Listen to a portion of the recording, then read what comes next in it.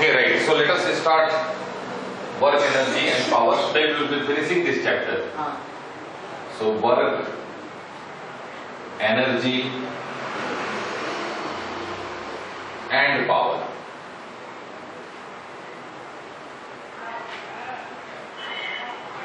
So in our last class, we clearly discussed about scalar product, and we discussed in our last class regarding work completely, correct? And for that work we discussed about scalar product, because scalar product is used in work.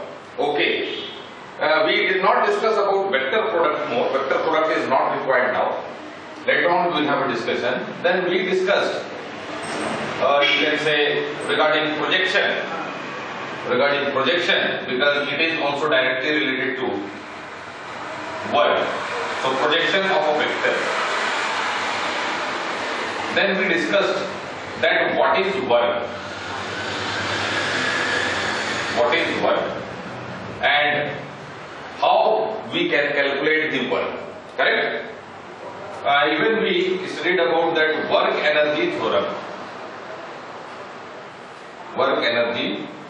theorem, in which we discussed that change in kinetic energy, correct, is equal to work done. And work done, as we know, so this is equal to force into displacement, correct? Force into displacement. So this is dot product, which we have written as F D cos theta, and theta is the angle between F and D. So by utilizing this particular formula, we discussed that how to calculate work. We calculated and we solved some of the examples also. Today we will be discussing that when force is changing, so work done due to variable force, work done due to variable force.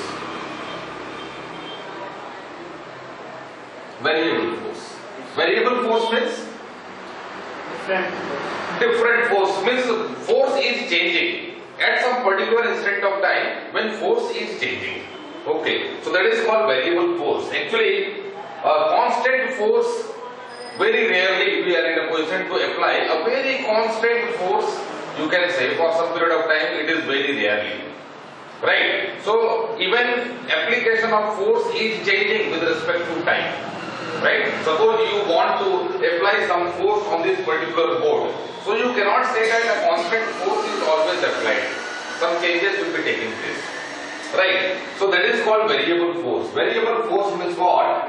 When the force or the magnitude of force, when the force is not constant. Okay? We can say that constant force is very rare. Right? So when the force is changing with respect to displacement, when the displacement is very small, so what is there in this case, when the displacement is very small. So suppose I am giving you an example that we are, suppose we went for drawing a graph between force and x. X is displacement, right? When we have drawn a graph, suppose we got a graph in this way. We started application of force at some particular point xi, and we finished our work, you can say, at some particular point xx, right? So in between some changes are taking place. So if this area, this particular area under this graph, you are dividing into very small intervals delta x, right? Very small interval delta x, right? So suppose this particular, it is delta x, and almost all constant displacement delta x, everything it is there. If it is divided into this, and if you say that when the displacement is very small, at that particular point we can say that force will be constant. Okay?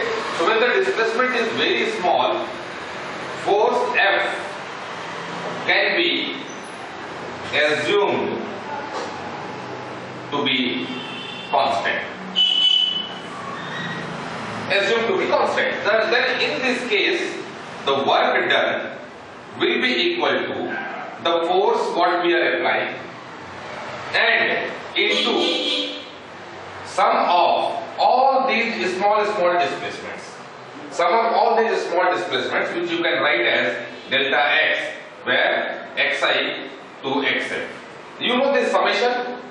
This summation symbol is sigma. This is actually sigma. Okay, this sigma means what? Sum.